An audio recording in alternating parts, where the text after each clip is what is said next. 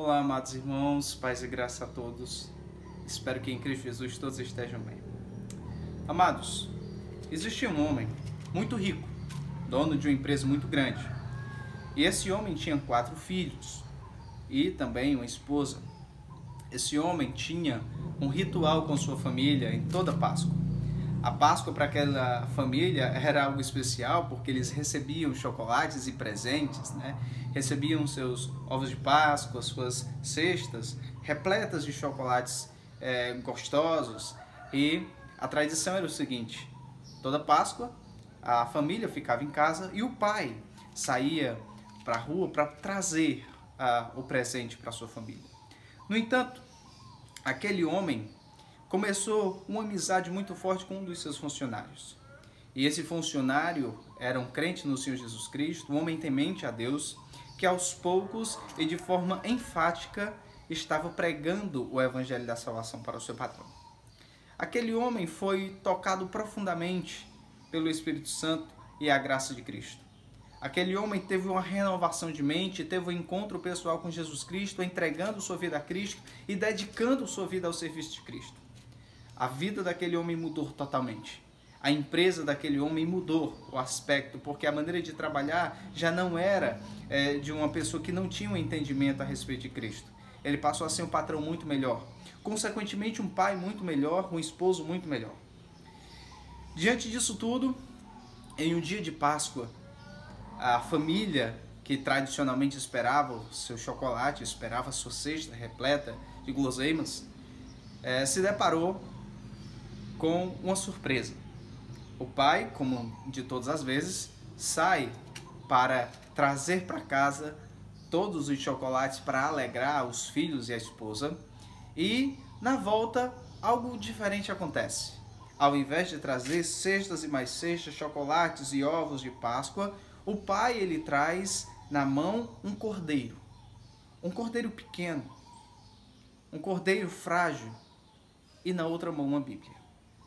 Ele reúne a família e coloca aquele animalzinho na frente das crianças. As crianças, de forma eufórica, perguntam: pai, a gente vai ficar com ele? A gente pode ficar com ele? E a esposa olha assim com um olhar intrigante e diz, sem entender muito bem o objetivo dele, e talvez perguntando: cadê o chocolate?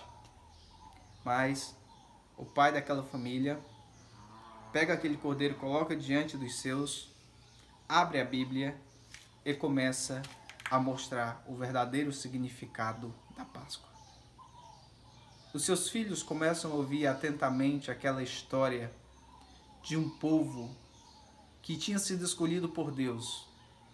Um povo que tinha sido levado para o Egito em meio a uma terrível fome. E que depois de 400 anos que aquele povo estava sendo afligido, maltratado, Deus lembra do seu povo. Deus levanta um homem para ir levar diante do faraó, o líder da nação do Egito, a sua mensagem. Mostrando para aquele povo que existia um Deus, o Deus dos hebreus, o Deus vivo, todo-poderoso, que iria libertar o seu povo. No entanto, aquele líder do Egito não quis deixar o povo ir. Deus levanta pela sua grandeza e pune o Egito de forma severa com 10 pragas. E a 10ª praga era a morte de todos os primogênitos. E para que o povo se livrasse, eles precisariam obedecer à voz de Deus com relação ao sacrifício de um cordeiro sem defeito, para comê-los junto com sua família. Amados irmãos, aquela família, de forma atônita, estava observando os lábios e as palavras do pai. As crianças já tinham esquecido os seus ovos de Páscoa e estavam se concentrando no que a palavra de Deus dizia. A sua esposa agora já estava entendendo o propósito daquele cordeiro e daquela Bíblia que o seu esposo carregava nas mãos. E diante disso tudo, aquela família entendeu o significado da verdadeira Páscoa. O resumo e o fechamento dessa história é que Deus concedeu graça àquela família. Os 4 filhos e também a esposa receberam Jesus Cristo como Senhor e Salvador. O sentido da Páscoa passou a ser diferente. Não era mais chocolates, não era mais guloseimas, não eram mais cestas e cestas repletas de coisas glamourosas. Mas o verdadeiro significado da Páscoa era o Senhor Jesus Cristo, a morte do Senhor Jesus Cristo, o que a Páscoa representava para os judeus e para o povo hoje da igreja. Amados irmãos, a palavra de Deus mostra que a Páscoa ela tem um sentido muito mais profundo do que aquilo que o mundo prega. Na verdade, a Páscoa ela tem um significado no próprio Deus. No entanto, nós, salvos por essa graça, entendendo o significado dessa Páscoa, muitas vezes nós agimos de forma contrária a isso. Somos conhecedores daquilo que precisamos fazer, no entanto não fazemos. A palavra de Deus ela traz recomendações e hoje, embora você ache não faz sentido, mas vamos examinar um texto que pode falar muito aos nossos corações, que se encontra no livro de Apocalipse, capítulo 2, a partir do verso 1, onde Deus está tratando com uma certa igreja. A igreja em questão é a igreja de Éfeso, nessa passagem, Apocalipse, capítulo 2, a partir do versículo 1, que diz assim a palavra do Senhor. Ao anjo da igreja em Éfeso escreve: Estas coisas diz aquele que conserva na mão direita as 7 estrelas e que anda no meio dos 7 candeeiros de ouro. Conheço as tuas obras, tanto o teu labor quanto a tua perseverança, e que não podes suportar homens maus, e que pusestes à prova os que a si mesmos se declaram apóstolos e não são, e que os achastes mentirosos, e tens perseverança, e suportaste provas por causa do meu nome, e não te deixastes esmorecer. Tenho, porém, contra ti que abandonastes o teu primeiro amor.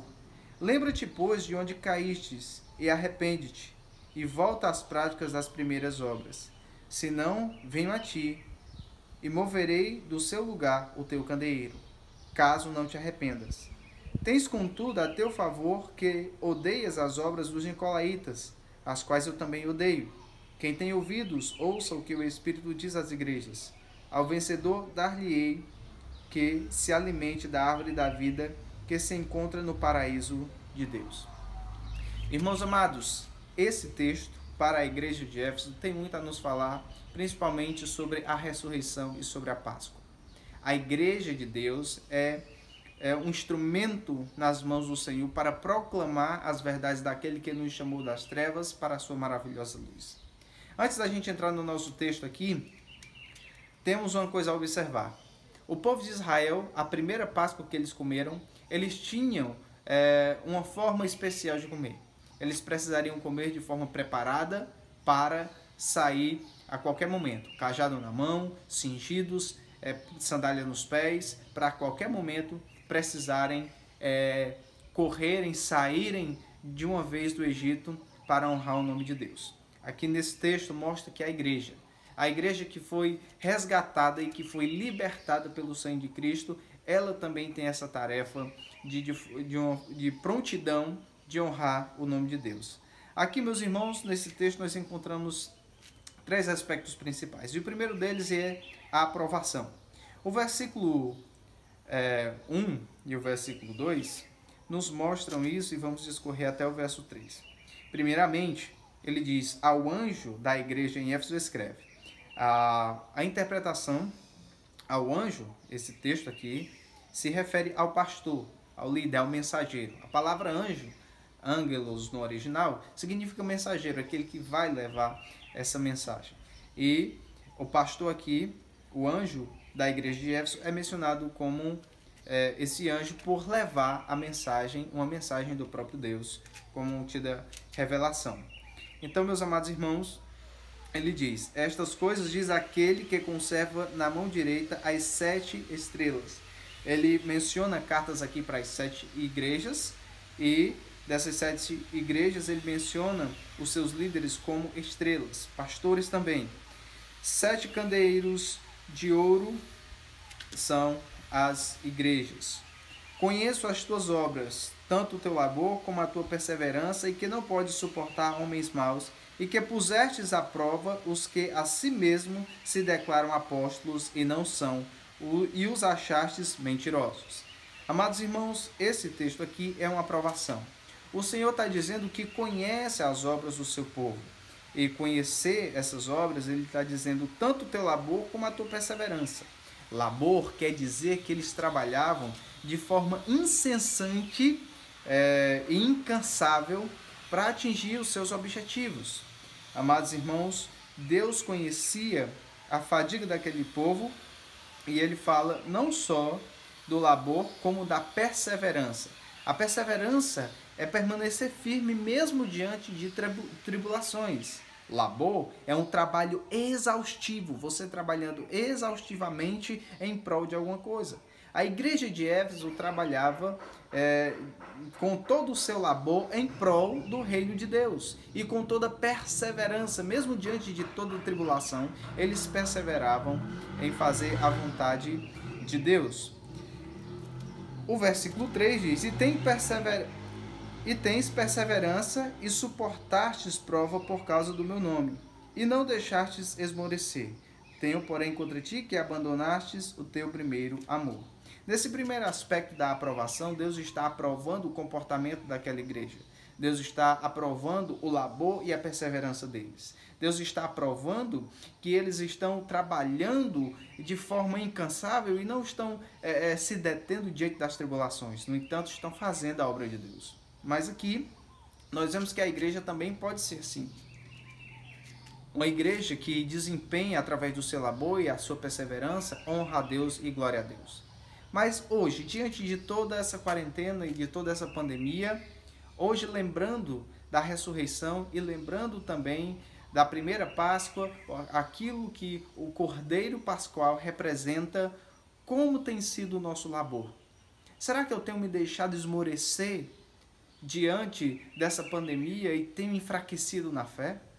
Será que eu, como servo do Senhor, tenho deixado de ser perseverante e tenho olhado mais para as tribulações? Como Pedro estava no barco e o Senhor vem ao encontro dele, e naquele momento ele olha para o Senhor e diz: Senhor, vou aí ter contigo. E ele começa a andar por sobre as águas, mas ele olha para a tempestade, olha para os ventos e começa a afundar. Como tem sido o seu labor? Como tem sido a sua perseverança? Irmão amado, assim como Pedro, em meio a uma tempestade, você pode estar olhando para as torrenciais adversidades da vida. Mas a palavra de Deus, ela nos ensina que diante da tempestade, nós devemos manter os olhos fixos no Senhor.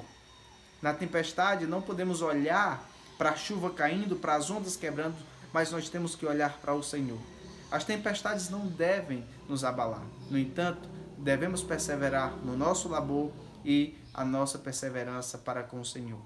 Essa era a aprovação que o Senhor Jesus Cristo tinha para com a igreja de Éfeso. Mas ele vem também, não só com uma aprovação, mas ele mostra uma acusação. E que acusação é essa?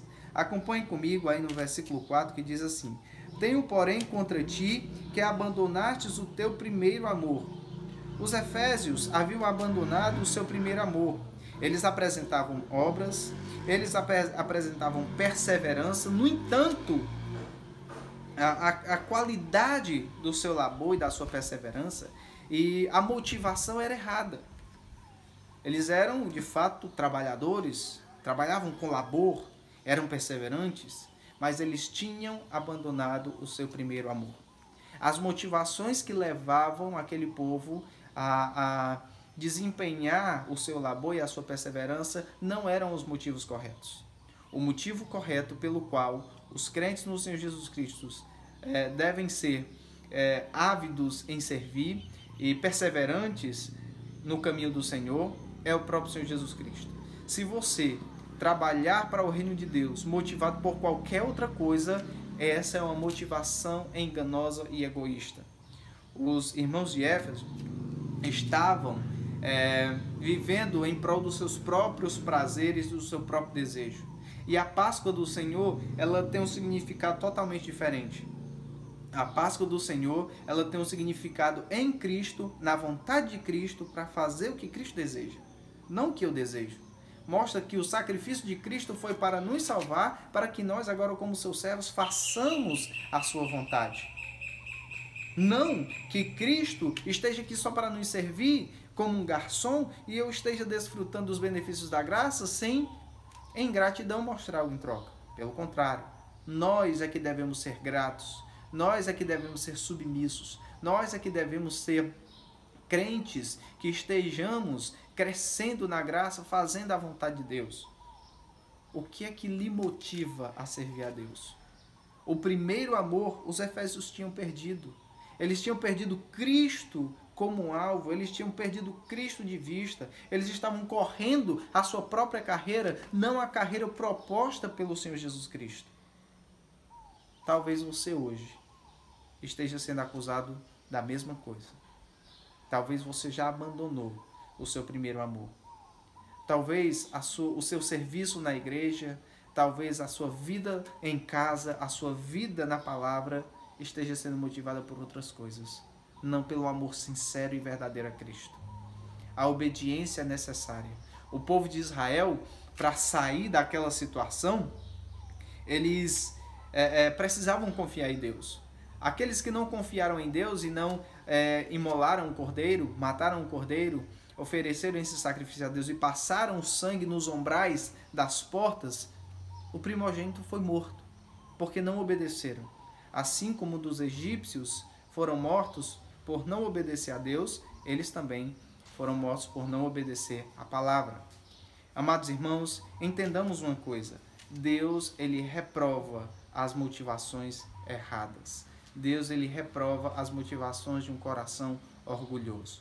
Amados irmãos, que nós não sejamos encontrados reprovados nessa área, mas que o nosso amor a Jesus Cristo seja o pontapé inicial de todo o nosso serviço, de toda a nossa vida cristã, de toda a nossa vida para com Deus. Tudo aquilo que eu faço, tudo aquilo que eu intento fazer, tudo aquilo que eu penso, as minhas ofertas, a minha vida de comunhão na igreja, tudo isso seja motivado pelo amor sincero e verdadeiro a Cristo.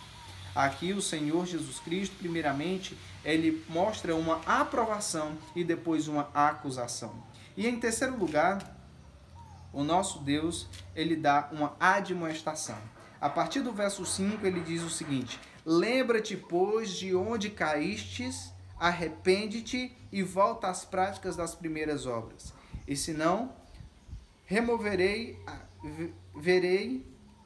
venho a ti e moverei do seu lugar o teu candeeiro, caso não te arrependas. Amados irmãos, isso é muito sério. O nosso Deus, ele leva à mente daquelas pessoas o seguinte: você tem que lembrar de onde você caiu. E essa queda que ele está falando aqui são os pecados que muitas vezes nós permitimos em nossa vida. A Páscoa do Senhor, a palavra de Deus diz que foi para nos libertar do pecado. A Páscoa, naquele momento, foi um símbolo da libertação do povo de Israel da opressão do Egito. E o Senhor Jesus Cristo morrendo em cruz, o Cordeiro Pascual, aquele que lá nas margens do Rio Jordão, proclamado por João Batista: eis o Cordeiro de Deus que tira o pecado do mundo. Esse que entregou sua vida na cruz, que a palavra de Deus diz que ele morreu por conta das nossas transgressões, que foi sepultado e ressuscitou ao terceiro dia para a nossa justificação. Aquele que sofreu tamanha oposição e teve que sofrer todo aquele sacrifício, foi para a nossa remissão e para a nossa redenção. Irmãos, da mesma forma que o Cordeiro lá em Gênesis foi para a libertação do povo de Israel do Egito, o nosso Cordeiro Pascual, o Senhor Jesus Cristo, é para a nossa libertação das cadeias de Satanás e do pecado, e nos dá uma nova posição em Cristo e a certeza da vida eterna. Amados irmãos, Deus nos chamou para a pureza. Lembrando de onde a gente caiu, é lembrar o que o Senhor Jesus quer fazer em nossa vida. Lembrar de onde caímos é lembrar que o Senhor Jesus Cristo, ele pode fazer maravilhas em nossa vida. Lembrar de onde eu caí é reconhecer o meu pecado e olhar e dizer: Senhor, de fato, eu não estou valorizando o teu sacrifício na cruz. Me perdoa. arrepender-se, pedir perdão a Deus, voltar atrás, abandonar o pecado. E isso é o que o Senhor quer que façamos. Mas se você ama mais os seus pecados do que ama a Cristo, você vai permanecer nos seus pecados. Você vai permanecer no seu estado de podridão de ossos, onde o Senhor Jesus Cristo será desvalorizado para a sua vida. É isso que você almeja? É isso que você deseja? Mude a sua postura, mude sua posição. O nosso Cordeiro Pascual morreu para nos dar liberdade do pecado e nos ajudar a crescer. Essa admoestação, ela continua. Lembre-se de onde você caiu. Valorize o sacrifício da cruz. Se arrependa. Volte à prática das primeiras obras. Volte ao primeiro amor. Volte a fazer tudo em sua vida motivado pelo amor ardente e sincero pela pessoa do Senhor Jesus Cristo. Ame a Deus sobre todas as coisas. Todas as outras coisas vão ser acrescentadas, mas ame a Deus. Não se importe com coisas triviais, mas ame a Deus. Não se importe com essa quarentena, louve a Deus em casa. Ah, mas eu tenho familiares descrentes, louve para eles escutarem. Não fique inibido pelos descrentes que estão ao seu redor. Elias, diante dos profetas de Baal, não ficou atemorizado. No entanto, ele orou ao Deus verdadeiro e o Deus verdadeiro consumiu o holocausto. Quando os profetas de Baal estavam lá clamando, se cortando, gritando, no entanto, e Elias zombava deles. Clame ao Deus verdadeiro. Ele vai responder às suas orações. E ele vai confirmar a segurança que você pode ter na graça dele. E essa, meus irmãos, admoestação é para o nosso fortalecimento e para a nossa mudança. Quando o Senhor faz uma admoestação para nós, é no intuito de obedecermos à sua vontade. Como é que você tem sido em relação a isso? Você tem ouvido as admoestações de Deus para fazer a vontade dele? Lembre-se que hoje o Senhor traz à nossa memória o sentido da Páscoa. Você tem valorizado o sentido da Páscoa em sua vida? O nosso texto continua para a sua finalização e diz o seguinte: quem tem ouvidos, ouça o que o Espírito diz às igrejas. Ao vencedor, dar-lhe-ei que se alimente da árvore da vida, que se encontra no paraíso de Deus. Esse último versículo, ele está dizendo: esteja atento para ouvir o que a palavra de Deus diz e o direcionamento do Espírito Santo. Ao vencedor, aquele que vence juntamente com Cristo. Cristo venceu a morte na cruz. Cristo venceu os poderes do diabo na cruz. Cristo venceu o mundo. E aqui diz que nós somos vencedores com ele. E essa vitória há de nos conduzir a uma vida celestial com Cristo Jesus, desfrutando das delícias celestiais juntamente com o nosso Deus. Irmãos, sejam perseverantes. Não sejam como os irmãos lá da igreja de Éfeso, que tinham labor, tinham perseverança, mas com os motivos errados. Mas que possamos, mesmo diante disso tudo, entender o verdadeiro sentido da Páscoa, amando a Deus sobre todas as coisas, sabendo que o nosso Deus há de nos libertar desse mundo tão cruel, de uma vez por todas para a eternidade, quando Ele vier nos arrebatar. Mas desde já estamos livres do pecado e da ação de Satanás. Estamos livres de tudo isso. E nós podemos nos alegrar, amar a Deus e glorificá-lo. Espero que você seja motivado profundamente com a palavra de Deus e possa aplicar essas verdades em sua vida. Que a minha vida e a sua, e a nossa comunidade como igreja, possamos glorificar o nome do nosso grandioso Deus e do Senhor Jesus Cristo, o verdadeiro sentido da Páscoa. Vamos orar. Nosso grandioso Deus, nós te agradecemos, porque a tua palavra testifica a respeito de ti mesmo, a respeito da tua grandeza, e nós podemos confiar porque toda a tua palavra é inspirada por ti mesmo. Nós, ó Pai, somos gratos porque o Senhor nos escolheu antes da fundação do mundo para mostrar e revelar em nós os benefícios da tua graça, principalmente a respeito do sacrifício de Jesus Cristo, esse que é mencionado das primeiras linhas da Escritura até o final. Ó Deus amado, nos abençoa, ajuda-nos para que o nosso coração seja confirmado na fé e na perseverança em teu nome, e que o nosso amor seja motivado em ti. Assim te pedimos e rogamos em nome do Senhor Jesus Cristo. Amém.